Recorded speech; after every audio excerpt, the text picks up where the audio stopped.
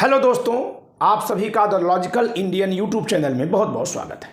मैं हूं एडवोकेट पंकज कुमार त्रिपाठी और मुझे इस बात की बहुत खुशी है कि मेरे देश में बहुत सारे लोग हैं जो देश का संविधान जानने के लिए उतावले हैं और जानकर बहुत खुश हो रहे हैं।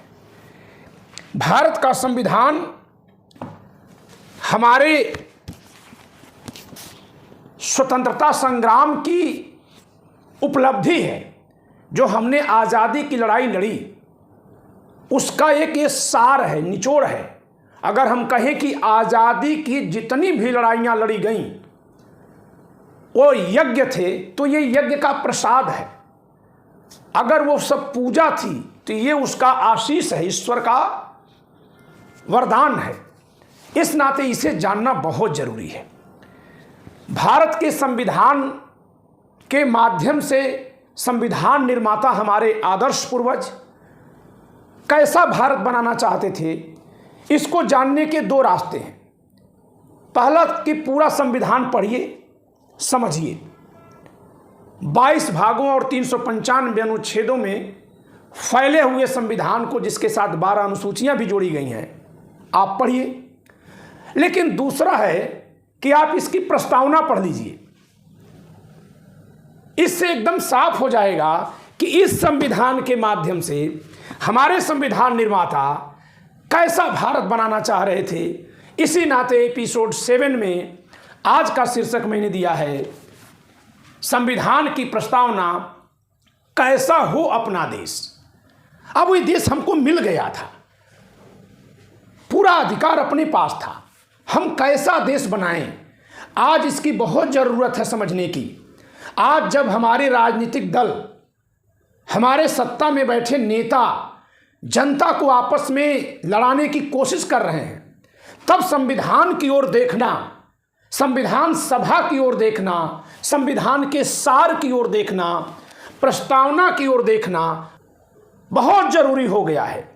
क्यों जरूरी हो गया है? क्योंकि संविधान सभा ने एक प्रण लिया था कि ये पूरा ही संविधान सभा आम सहमति से लिखेगी। पहले मत विभाजन जरूर होगा जानने के लिए, लेकिन जिनका मतभेद प्रकट होगा उन्हें समझाया जाएगा।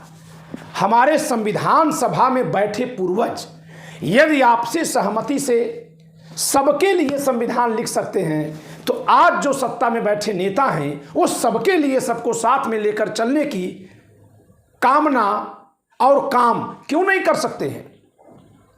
तो चलिए आज जानते हैं कि संविधान की प्रस्तावना से हमारा देश कैसा होना चाहिए। भारत के संविधान की प्रस्तावना, ये मैंने अपनी किताब से फोटो लेकर के यहाँ लगाया है।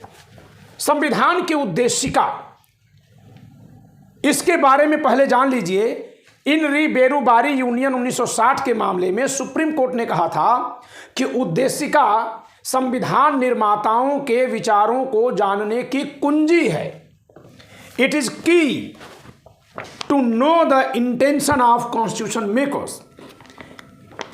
यह कहा था हमारे सर्वोच्च न्यायालय ने 1960 में इन री बेरूबारी के केस में।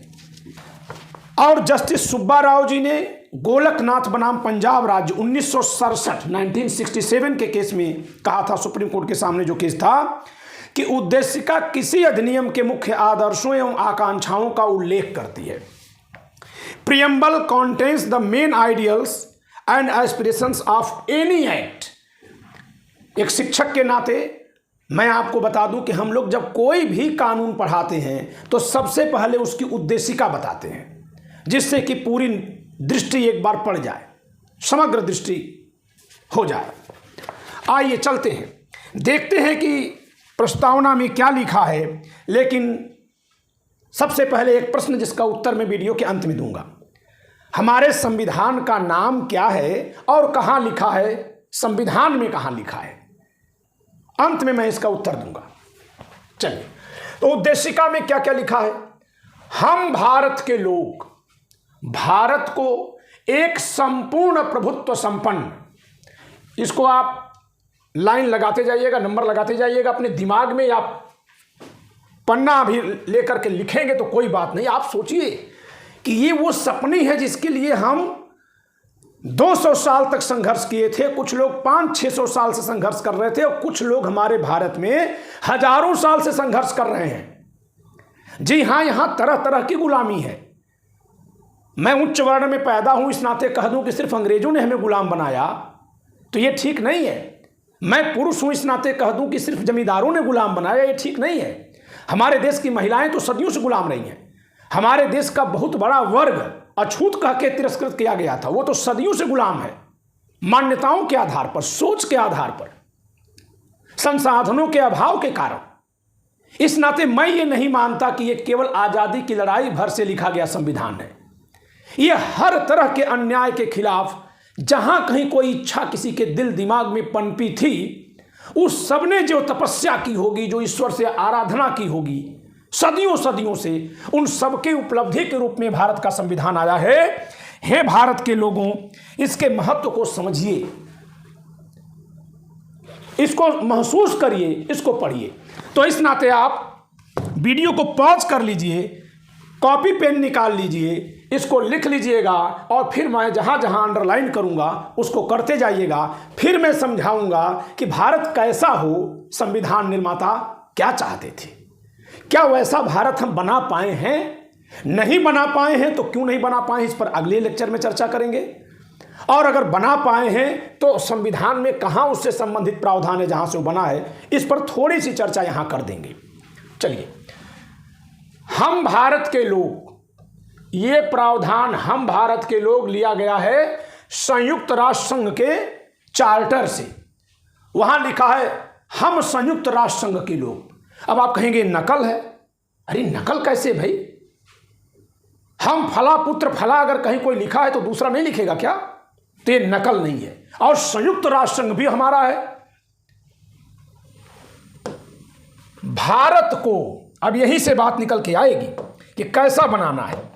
हम भारत के लोग भारत को एक संपूर्ण प्रभुत्व संपन्न, इसको 1 कर दीजिए, समाजवादी 2 कर दीजिए, पंथ निरपेक्ष 3 कर दीजिए, लोकतंत्रात्मक 4 कर दीजिए, गणराज्य 5 कर दीजिए, इसको 5 कर दीजिए बनाने के लिए। तो भारत कैसा हो? संपूर्ण प्रभुत्व संपन्न हो। यह कौन सी विशेषता है? यह भारत की राजनैतिक विशेषता है, पॉलिटिकल स्टेटस इसका है। किसमें? दुनिया में। दुनिया में हम संपूर्ण प्रभुत्व संपन्न हो, यानी हमारे देश का निर्णय कोई दूसरा देश या किसी दूसरे देश की हुकूमत निर्धारित नहीं करेगी। हम संपूर्ण प्रभुत्व संपन्न हैं। आप सबको याद होगा, मैंने एक एपिसोड में उद्देशिका प्रस्ताव, संकल्प प्रस्ताव, जो दिसंबर 1946 में पंडित नेहरू जी ने पेश किया था, 13 दिसंबर 1946 को, पर चर्चा की थी। जिस समय भारत के संविधान सभा के लोगों को यह पता ही नहीं था कि आज़ादी कुछ ही दिन में मिलने वाली है। यानी उस दिन जब वो संविधान बना रहे थे तो उन्हें यह निश्चितता नहीं थी, सर्टेनिटी नहीं थी कि यह संविधान स्वतंत्र भारत का संविधान बन रहा है, बल्कि वो ये माने कि हम अंग्रेजों के नीचे तो रहेंगे ही। लेकिन वो लोग कितना ही साहस दिखा रहे थे उस प्रस्तावना में। उस प्रस्तावना में भी लिखा हुआ है कि हम भारत के लोग भारत को प्रभुता संपन्न राष्ट्र लिखे हैं। यानी उस दिन के लिए वो बगावत थी ब्रिटिश साम्राज्य से, उसको नकारना था। तो ये तभी से प्रयास चल रहा है। मैं क्या कहना चाह रहा हूं कि ये संविधान पारित तो तब हुआ जब आजाद हो गए, लेकिन जिस दिन हम गुलाम थे उस दिन जो प्रस्ताव संकल्प पारित हुआ, उस दिन भी संविधान सभा में यही कहा गया कि भारत को संपूर्ण प्रभुत्व संपन्न बनाएंगे। तो आइए चलते हैं। संपूर्ण प्रभुत्व संपन्न का मतलब होता है कि हम पूरी तरह से अपने निर्णय लेने में स्वतंत्र होंगे। हमारा निर्णय दुनिया का कोई देश प्रभावित नहीं करेगा, निर्धारित नहीं करेगा। अब जब देश आपका आजाद हुआ तो बहुत ही कमजोर देश था। आप सब जानते हैं, खाने के लिए गेहूं नहीं था, अमेरिका से सड़ा हुआ गेहूं आता था। लोग निरक्षर थे, नंगे थे। अभी मैं अपनी बात बता दूं कि मैं अपने गांव में उच्च जाति ब्राह्मण जात से आता हूं, जो स्वाभाविक रूप से वहां की ऊंची जाति के नाते सबसे संपन्न परिवारों में से मेरा परिवार रहा होगा। लेकिन 86 87 में जब मैं कक्षा 6-7 में था तो हवाई चप्पल पैर में नहीं होती थी, और उस एज के बच्चों का पैर माँ, दादी और बहन के पैर के बराबर होता है। तो एक ही चप्पल है, वही दादी को बाहर जाना है वो पहन ली, माँ को जाना है वो पहन ली, बहन को जाना है वो पहन ली, भाई को जाना है वो पहन लिया। तो आप कल्पना करिए कि उस समय के नेताओं ने फिर कितनी मेहनत करके देश को आगे लाया है। तो अब मैं आ रहा हूं संपूर्ण प्रभुत्व संपन्न पर। इतने लूटे पिटे देश को एक स्वतंत्र स्थापित कर देना दुनिया में, यह पंडित जवाहरलाल नेहरू की विदेश नीति की सबसे स्वर्णिम उपलब्धि है दुनिया में। और आपको मैं बता दूं कि न केवल हम अपने देश को बड़ी बड़ी शक्तियों के चंगुल से, उनका फॉलोअर बनाने से अपने को बचाए, बल्कि हमने दुनिया का नेतृत्व किया था NAM बनाकर, नॉन अलाइन मूवमेंट बनाकर 1960 में बनाया गया था, जिसमें 3 प्रमुख देशों के 3 प्रमुख नेता शामिल थे। भारत से पंडित जवाहरलाल नेहरू, यूगोस्लाविया से मार्शल टीटो और मिस्र से कर्नल अब्दुल नासिर। ये 3 उसके नेता थे। उसमें बहुत बड़ी संख्या में देश जुड़े। अगर हम ऐसा नहीं किए होते, निर्गुट मूवमेंट हम नहीं चलाते, हम किसी गुट में नहीं रहेंगे, ना अमेरिका के पिछलग्गू बनेंगे न रसिया के। अगर हम ऐसे बन गए होते तो आज यूक्रेन की हालत क्या हो रही है? आया कोई मदद करने जब रूस ने हमला किया? नहीं। और यूक्रेन भरोसे में था कि नाटो तो सहयोग करेगा। पाकिस्तान के हालात क्या हो गए? इजराइल के भी हालात जान लीजिए कि अपने दम पर लड़ने लायक वो नहीं है, चाहे जितनी भी तारीफ कर लीजिए। फौरन अमेरिका से, ब्रिटेन से हथियार वहां आ जाते हैं बहुत बड़े पैमाने पर। भारत तो इस नाते जब किसी नेता की आलोचना करिए तो उसके साथ निष्पक्षता जरूर बरतिए। मैं कभी चर्चा करूंगा कि पंडित नेहरू को बदनाम करने के पीछे संविधान कमजोर की साजिश कैसे है, कभी चर्चा करूंगा। आगे चलते हैं। तो संपूर्ण प्रभुत्व संपन्न आज हम स्थापित हो गए। समाजवादी, ये 2 शब्द बाद में जोड़े गए 1976 में संविधान के 42वें संशोधन द्वारा। और बड़ी दुर्भाग्यपूर्ण बात है कि नई संसद के उद्घाटन में जो संविधान की प्रति दी गई है उसमें ये दोनों शब्द निकाल दिए गए हैं। ये बड़े ताज्जुब की बात है। ये कह के हटा दिया गया कि ये मूल संविधान में नहीं थे। तो अगर मूल संविधान को ला के रख दिया जाएगा तो फिर देश के राष्ट्रपति ताकतवर हो जाएंगे, प्रधानमंत्री बहुत कमजोर हो जाएंगे, क्योंकि 42वें संशोधन के जरिए प्रधानमंत्री और मंत्रिपरिषद को मजबूत किया गया था, जिसे 44वें संविधान संशोधन में स्वीकार्यता भी मिली। यानी ये नहीं कह सकते कि इंदिरा जी ने आपातकाल में बदल दिया था। आपातकाल के बाद वो चुनाव हारी है, फिर इसके बाद जनता पार्टी की सरकार आई, उसने फिर 44वां संशोधन किया। 42वां 43वां इंदिरा जी ने किया। 44वें में जो लगा कि गलत संशोधन हो गया है, केवल 3 संशोधन हटाए गए और हुए थे 70-80 संशोधन। सब पे मंजूरी दे दी विपक्षी सरकार ने, और हम आप भी देंगे, मात्र इस नाते कि वो नेता किया, आप विरोध मत करिए। वो नेता अच्छा किया तो अच्छा है, बुरा किया तो बुरा है। बस आइए चलते हैं। तो संपूर्ण प्रभुत्व संपन्न समाजवादी, समाजवादी का मतलब क्या होता है कि देश की व्यवस्था जो है, अर्थव्यवस्था जो है वो मिश्रित होगी। जितने जरूरी व्यापार बिजनेस हैं उसको सरकार जरूर चलाएगी। जैसे ट्रांसपोर्टेशन है, अब अगर सारे जहाज आप दे दिए अडानी को और कल को बंद कर दें तो पूरा भारत आपस में और दुनिया से कट जाएगा कि नहीं कट जाएगा? लिए रहिए अपना वीजा पासपोर्ट पॉकेट में। तो ये समाजवादी नहीं है, ये पूंजीवादी हो गई। कल को टिकट के दाम बहुत बढ़ा दें, अब तो एयर इंडिया आपने बेच दिया। अब तो भारत एक ऐसा अनोखा मुल्क बन गया जिसकी अपनी कोई एयरलाइंस नहीं है। प्रगति हो गई ना। तो कल जब ये प्राइवेट लोग मिलकर अगर रोक देंगे तो क्या करेंगे आप? और ये मत कहिएगा कि नहीं रोक पाएंगे, अपना ही कोई पपेट प्रधानमंत्री बना देंगे, कोई कठपुतली टाइप का प्रधानमंत्री भी बनवा लेंगे वो। तो समाजवादी के खिलाफ है। समाजवादी का मतलब है कि हम प्राइवेट लोगों को, पूंजीपतियों को, किसानों को, मजदूरों को, दुकान लगाने वालों को भी आज़ादी देंगे कि वो भी करें, लेकिन सरकार महत्वपूर्ण कार्यों को स्वयं भी करती रहेगी, जिससे कि किसी का एकाधिकार हो जाने से वो जनता को ठग न दे, मजबूर न कर दे।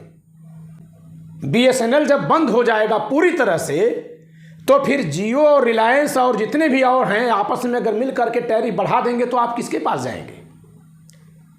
तो इस नाते समाजवादी अर्थव्यवस्था की बात की गई और ऐसा आपके संविधान में लिखा हुआ है।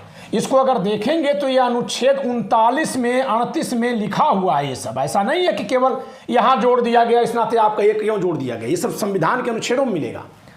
पंथ निरपेक्ष, सेकुलर। पंथ निरपेक्ष का मतलब किसी धर्म का विरोधी नहीं होता है। धर्म मानना व्यक्ति का काम है। दिक्कत कहां से हो रही है कि मुंह में लाठी डाल के नारे लगाओ, गर्दन पे तलवार रख के ये चीज बोलो, ये खतरनाक है। इसको सरकार रोकेगी, नफरती भाषणों को रोकेगी। शेष जैसा जो चाहे वैसी आस्था माने। तो ये जो पंथ निरपेक्ष यहां लिख दिया गया, इतने भर से ही ये पंथ निरपेक्ष नहीं है कि ये लिख नहीं दिया गया होता तो नहीं रहता। पंथ निरपेक्षता के तत्व अनुच्छेद 25 से 28 में लिखे हुए हैं, पहले से लिखे हैं मूल संविधान में, बस उसको यहां उद्देशिका में लिख दिया गया। तीसरा, लोकतंत्रात्मक। तो ये देखिए, ये है आपके देश की स्थिति, ये है देश की अर्थव्यवस्था की स्थिति, ये है देश के धर्म का चरित्र, धार्मिक चरित्र। और लोकतंत्रात्मक, देश का शासन कैसा होगा, देश की दुनिया में स्थिति क्या होगी, संपूर्ण प्रभुत्व संपन्न होगा, देश की अर्थव्यवस्था कैसी होगी, सामाजिक होगी, समाजवादी प्रकृति की, देश की धार्मिक अवस्था कैसी होगी, सेकुलर होगी, देश के शासन का स्वरूप कैसा होगा, लोकतंत्रात्मक। यानी ऐसा होगा जो जनता के द्वारा ही बनेगा और जनता के लिए बनेगा, उस पर जनता का हमेशा नियंत्रण बना रहेगा। यानी तो ये बात कह देना कि वो तो वोट से चुनकर आए हैं तो क्या गलत करेंगे, ये बात एकदम संविधान विरुद्ध है। हर क्षण जांच होनी चाहिए, होती रहनी चाहिए। ऐसी व्यवस्था संविधान बनाया है, तब इसको लोकतंत्रात्मक कहेंगे। नहीं तो फिर तो यही हो गया कि पहले के राजा महाराजा मंत्रोच्चार और राज्याभिषेक से राजा हो जाते थे।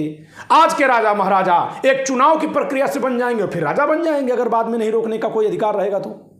वो राजा नहीं है, सेवक हैं। तो सेवक के कार्यों की उस समय भी समीक्षा होगी जब नियुक्ति कर दी जाएगी।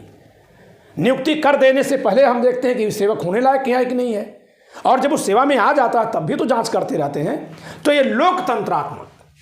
और अगली पांचवी विशेषता क्या है, गणराज्य। गणराज्य का मतलब रिपब्लिक, रिपब्लिक। गण का मतलब प्रजा, राज्य मतलब राज, यानी प्रजा में से किसी एक को ही देश के सर्वोच्च पद पर बैठाया जाएगा। यहां कोई राजा रानी नहीं होंगे। हे मेरे दोस्तों, लोकतंत्र में जरूरी नहीं है कि गणराज्य हो। ब्रिटेन लोकतंत्र है, चुनाव होता है, लेकिन वो राजतंत्र है। भारत लोकतंत्र और गणराज्य है, गणतंत्र है। 26 जनवरी को गणतंत्र दिवस मनाया जाता है ना, रिपब्लिक डे। क्यों? क्योंकि उसी तारीख से भारत के पहले राष्ट्रपति ने संविधान के अनुसार देश के प्रमुख का कार्य संभाला था। शपथ ग्रहण एक दिन पहले किए थे, लेकिन संभाला था उस दिन। गणतंत्र, लोगों में से एक, तो राष्ट्रपति चुना हुआ होगा और आम नागरिक में से एक बनेगा। तभी आज द्रौपदी मुर्मू जी उस पद पर बैठी हुई हैं। अगर ये वंशानुगत होता तो जिस वंश को बैठाया जाता उसके वंश में से जो पैदा होता वो बैठता। तो आपने इस 5 तत्वों को जान लिया। मैं अपनी किताब से जरा इसके अर्थ बता दूं आपको। ये देखिए, मेरी किताब का हिस्सा है। इसमें मैंने समझाया है संपूर्ण प्रभुत्व का अर्थ क्या है। संपूर्ण प्रभुत्व का मतलब है अंतर्राष्ट्रीय स्तर पर भारत संपूर्ण विश्व में स्वतंत्र हैसियत रखेगा। दूसरा, समाजवादी। यह पद भारत की अर्थव्यवस्था की प्रकृति को स्पष्ट करता है, जिसके अनुसार भारत की अर्थव्यवस्था निवेशकों या उत्पादकों की बजाय संपूर्ण समाज के लाभ के लिए समर्पित होगी। आज क्या हो रहा है, ठीक इसका उल्टा हो रहा है भारत में इस समय। जी हाँ, मैं डंके की चोट पर कह रहा हूं कि मोदी सरकार की अर्थनीति संविधान के विरुद्ध है। और अगर आर्थिक रूप से सबको पंगु कर दिया गया तो राजनीतिक स्वतंत्रता समाप्त हो जाती है, खतरे में पड़ जाती है। पंथ निरपेक्ष, यह पद एक राष्ट्र के रूप में भारत की धार्मिक प्रकृति को स्पष्ट करता है, जिसके अनुसार विभिन्न धर्मों के संदर्भ में भारत एक निरपेक्ष देश है। हिंदू खतरे में, हिंदू खतरे में, हिंदू खतरे में कह के किसी दूसरे वर्ग के प्रति एक वर्ग में नफरत पैदा कर देने से देश कमजोर पड़ेगा। सरकार का काम है कि चाहे कहीं कोई है अगर नफरत पैदा कर रहा है या खतरे में डाल रहा है तो उस पर एक्शन लेना, न कि जनता में केवल नारे लगवाना। और जब मणिपुर सच में खतरे में पड़ा है तो न वो नेता बता रहे हैं कि खतरा क्यों है, न उनके समर्थक बता रहे हैं कि खतरा कैसे समाप्त होगा। तो इस नाते संविधान को जानिए। लोकतंत्रात्मक यह पद भारत की राजनैतिक प्रकृति को स्पष्ट करता है, जिसके अनुसार भारत की संपूर्ण सत्ता एवं शासन संसाधन लोक नियंत्रण के अधीन है, यानी लोगों के लिए ही सत्ता बनेगी, लोगों से बनेगी और लोक का नियंत्रण रहेगा। गणराज्य यह पद भारत की सत्ता की प्रकृति को बताता है, सत्ता की प्रकृति, जिसके अनुसार भारत के शीर्ष पद पर नागरिकों में से किसी एक को निर्वाचित किया जाता है, जैसे भारत का राष्ट्रपति, जैसे नहीं भारत का राष्ट्रपति। अब ये तो हो गई भारत कैसा बनेगा, हम भारत के लोग भारत कैसा बनाएंगे, ये हो गया। अब संविधान हमारे नागरिकों को क्या देना चाहता है, भारतीयों के लिए क्या देना चाहता है, जरा इस पर चर्चा कर लेते हैं। यहीं से देख लेते हैं, प्रस्तावना आप सबके पास है ही। तो नागरिकों को देना चाहते हैं क्या, समस्त नागरिकों को बिना किसी भेदभाव के। उद्देशिका संविधान के माध्यम से भारत के समस्त नागरिकों के लिए तीन प्रकृति का न्याय, यानी तीन प्रकार का न्याय। अब आप जरा सोचिएगा कि ये न्याय कौन किसको किस समय से नहीं दे रहा है। और मेरी इस बात को कुछ लोग कह रहे भड़का रहे हैं, सूचना देना भड़काना नहीं है। जिन लोगों ने दूसरे का न्याय रोका था वो भी सूचित हो जाए, और जिनका न्याय रुका था वो भी जान लें। लड़े नहीं, स्वीकार करिए, एक दूसरे का न्याय दे दीजिए। और ये एक ही दो नहीं है, केवल दो में ही नहीं है, भारत में खासकर हिंदू समाज तो लेयर्स में है। हर एक जाति के ऊपर एक जाति है जो अपने से नीचे वाले के साथ भेदभाव और अन्याय करती रही है। तो सब लोग शुद्ध हो जाएं, समझदार हो जाएं, देखिए देश कैसे चमक जाएगा। तीन प्रकृति के न्याय, कौन कौन से न्याय? सबसे पहला है सामाजिक न्याय, सोशल जस्टिस, सबसे पहला। अब इसको संविधान में कहां लिखा हुआ है? आर्टिकल पहला मूल अधिकार 14, 15, 16, 17, 18 सोशल जस्टिस है साहब। ये सोशल इनजस्टिस, छुआछूत, हमारे घाट पे नहीं आओगे, कुएं पे न चढ़ना। अभी झारखंड की वीडियो दिखा रहे थे Ved Prakash ji, the activist YouTube channel वाले, कि वहां कुर्मी लोगों के कुओं पर अछूत जात के लोगों को आने नहीं दिया जा रहा था। अब इससे कुर्मी जात के लोग आघातित मत महसूस करें कि देखिए ये कुर्मी जात को बदनाम करें। बदनाम नहीं कर रहे हैं, हम लोग जहां पैदा हुए वहां की जो परंपरा रही हमारे जन्म से पहले, तो हम क्या कर सकते हैं। लेकिन अब हम सुधारें, और सुधारे के लिए जरूरी है कि स्वीकार करें, पहले ढकिए मत। उन्होंने केवल कुर्मी जात का कुआं उस दिन दिखा दिया संयोग से, सारे कुओं पे ऐसा ही होता होगा। हमारे एक गुरु जी थे आदरणीय ब्रह्मदेव जी, मैं उनकी पूरी जाति बताऊं इसके लिए टाइटल बताना पड़ेगा, जबकि वो नहीं लिखते थे, जाति से वो पासवान थे और मेरे बहुत आदर्श गुरु जी रहे हैं। ग्रेजुएशन में, बीए में एक बार उन्होंने 2005 में अपने डिग्री कॉलेज में मुझे बुलाया, तब वो प्रिंसिपल बन के आ गए थे। और देखिए मेरे रोंगटे खड़े हुए हैं। 15 अगस्त 2005 को उन्होंने मुझे, जब मैं दिल्ली में मुखर्जी नगर में पढ़ा रहा था, मुख्य वक्ता के तौर पर, मुख्य अतिथि के तौर पर बुलाया था।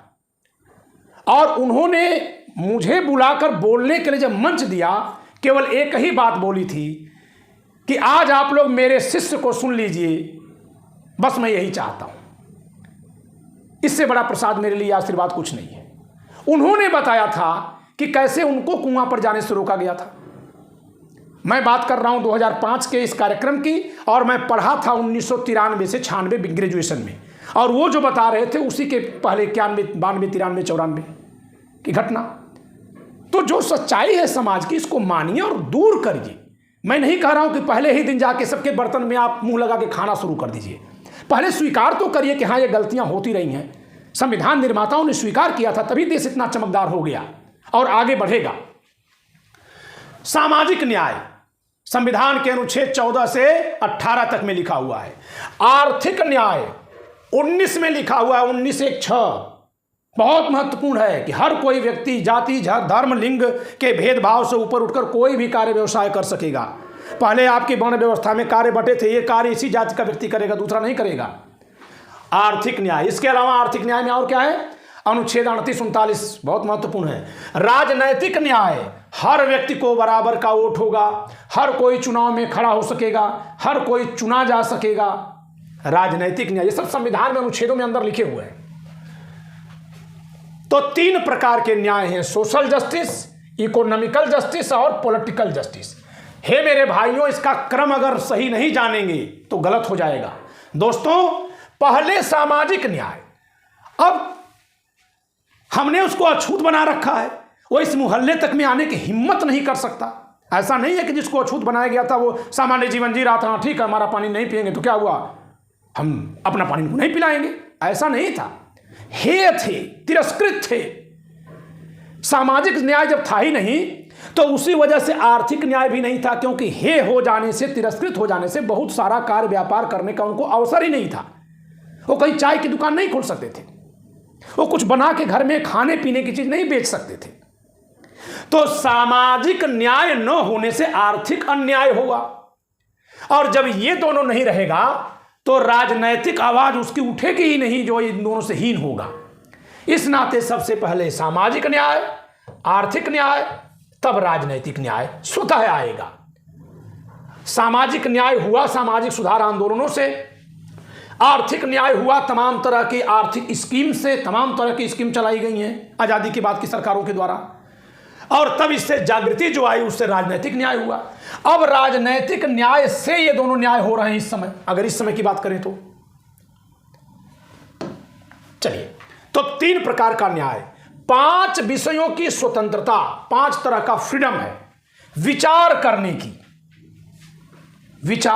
की, चिंतन करने की, सोचने की, अभिव्यक्ति की, बोलने की, किसकी? अभिव्यक्ति की, बोलने की, और किसकी? विश्वास की, फेथ।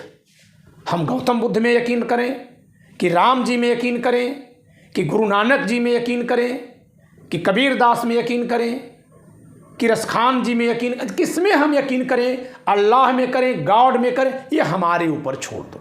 फेथ ये एकदम पर्सनल है, किसी भी संगठन को हक नहीं है कि वो लोगों को जबरदस्ती नारे लगवाए, किसी को नहीं। विश्वास, फेथ। धर्म, आप सोचिए, धर्म से पहले विश्वास की स्वतंत्रता दी गई है। आप किसी भी धर्म में चलेंगे तो उसमें पंथ मिलेंगे। इस्लाम में शिया सुन्नी, हिंदुओं में तो अनंत है, क्योंकि हिंदू भौगोलिक नाम है, कोई धार्मिक नाम नहीं है। तो सनातन जिसको आप कहते हैं उसमें अनंत तरह की मान्यताएं हैं, बहुत तरह की हैं।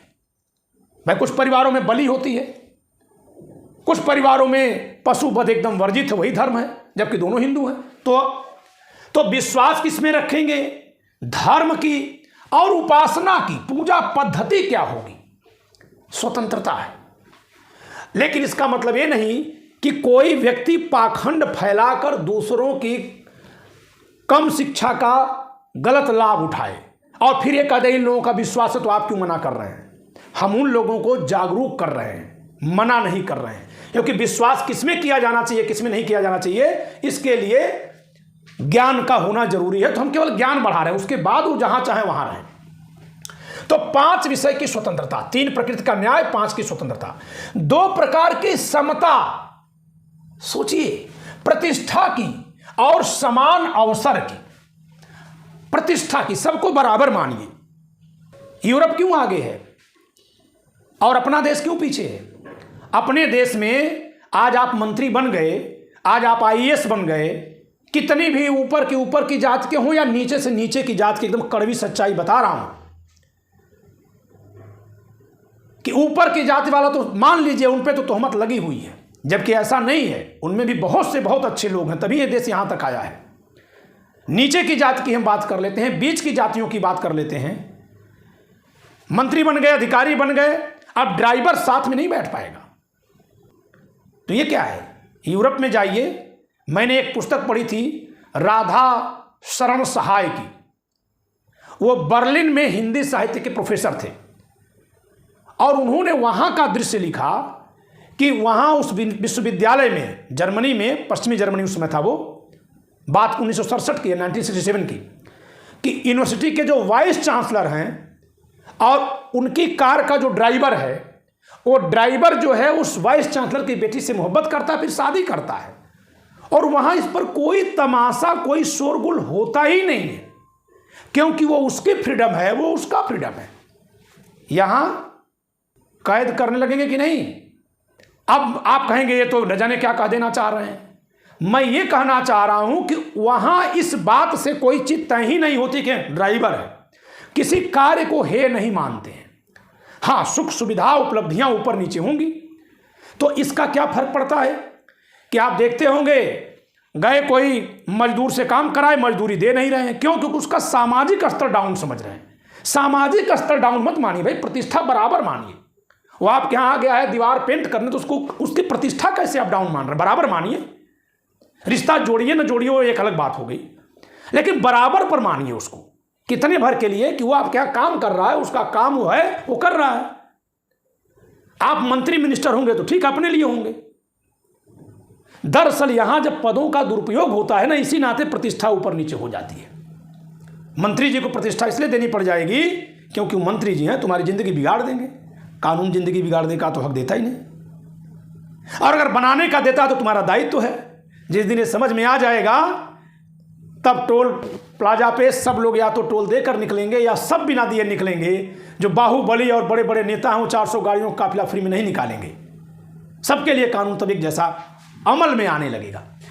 तो समता में सबसे पहले प्रतिष्ठा की और फिर समान अवसर की। समान अवसर का मतलब कि इस नाते ही किसी को किसी अवसर से वंचित नहीं किया जाएगा कि वह किसी विशेष जाति, धर्म या लिंग में पैदा हुआ है।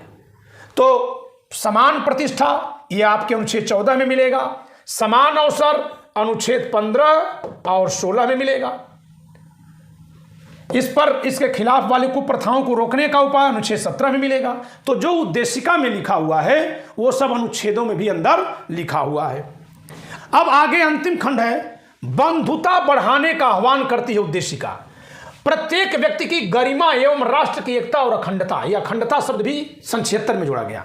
प्रत्येक व्यक्ति की गरिमा और राष्ट्र की एकता और अखंडता को बनाए रखने की बंधुता प्रस्तावना कहती है कि बंधुता, भाईचारा ही वो एक ऐसा विचार है, एक ऐसी संकल्पना है, एक ऐसी सोच है जिससे दोनों चीजें मिलेंगी। हर व्यक्ति की गरिमा बढ़ जाएगी और राष्ट्र एक और अखंड हो जाएगा। तो उद्देशिका प्रत्येक व्यक्ति की गरिमा एवं राष्ट्र की एकता और अखंडता को बनाए रखने की मूल स्रोत बंधुता को बढ़ाने का आह्वान करती है। ये कहते हैं कि बंधुता बढ़ाओ, भाईचारा बढ़ाओ, बराबरी का हक अपने आप हो जाएगा। उद्देशिका में यह भी स्पष्ट है कि 26 नवंबर 1949 को संविधान सभा द्वारा समस्त भारतीयों की ओर से हमारे संविधान को अंगीकृत, अधिनियमित और आत्मार्पित करते हुए पारित किया गया है। तो एक बार मैं पढ़ ले रहा हूं। हम भारत के लोग भारत को एक संपूर्ण प्रभुत्व संपन्न, समाजवादी, पंथ निरपेक्ष, लोकतंत्रात्मक गणराज्य बनाने के लिए तथा उसके समस्त नागरिकों को सामाजिक, आर्थिक और राजनैतिक न्याय, विचार, व्यक्ति विश्वास, धर्म और उपासना की स्वतंत्रता, प्रतिष्ठा और अवसर की समता प्राप्त कराने के लिए तथा उन सब में यानी लोगों में व्यक्ति की गरिमा और राष्ट्र की एकता और अखंडता सुनिश्चित करने वाली बंधुता बढ़ाने के लिए दृढ़ संकल्प होकर अपनी इस संविधान सभा में आज तारीख 26 नवंबर 1949 मिति मार्गशीर्ष शुक्ल सप्तमी संवत 2006 विक्रमी को एतद द्वारा इस अधिनियम को अंगीकृत, अधिनियमित और आत्मार्पित करते हैं। अंगीकृत इसका गठन करते हैं, अपने शरीर के बराबर समझते हैं। अधिनियमित इसको औपचारिक रूप से पारित करते हैं और आत्मार्पित स्वयं को समर्पित करके अपने ऊपर लागू करते हैं। 26 नवंबर 1949 को ऐसा हुआ था। अब मैंने शुरू में एक प्रश्न किया था, उसका उत्तर दे दे। वह प्रश्न क्या था कि भारत के संविधान का नाम क्या है और कहां लिखा हुआ है? तो भारत के संविधान का नाम भारत का संविधान है, द कॉन्स्टिट्यूशन ऑफ इंडिया। और इस नाम का उल्लेख भारत के संविधान के अनुच्छेद 393 में 393 में किया गया है। भाग 22 में, आखिरी भाग में किया गया है। भाग 22, इस संविधान का संक्षिप्त नाम भारत का संविधान है, अनुच्छेद 393। द कॉन्स्टिट्यूशन में be called the constitution of India. एक बात और भी कि क्या भारत के संविधान की प्रस्तावना संविधान का भाग है, इस पर सुप्रीम कोर्ट ने केशवानंद भारती बनाम केरल राज्य 1973 में स्पष्ट कर दिया कि जी हाँ, यह भाग है। और इस नाते इसमें जो संशोधन किया गया था इंदिरा जी की सरकार के द्वारा, इसको और अच्छा और मजबूत बना देता है। समाजवादी, पंथ निरपेक्ष और अखंडता 3 पद जोड़ करके उसे उचित ठहराया था सर्वोच्च न्यायालय ने, और कहा था कि प्रस्तावना क्योंकि संविधान का भाग है, इस नाते इसमें संशोधन किया जा सकता है। अगली बात कि कितनी बार संशोधन हुआ है प्रस्तावना में? केवल एक बार, 42वें संविधान संशोधन 1976 के द्वारा। क्या प्रस्तावना को हम अदालत के जरिए लागू करवा सकते हैं? नहीं, प्रस्तावना लागू नहीं होती है। प्रस्तावना एक निचोड़ है, इसमें जो कुछ भी लिखा है उसको लागू करवाने वाले प्रावधान संविधान के भीतर लिखे हुए हैं, उनको आप लागू करवा सकते हैं। तो आज के लिए इतना ही, हम कल फिर मिलेंगे। धन्यवाद।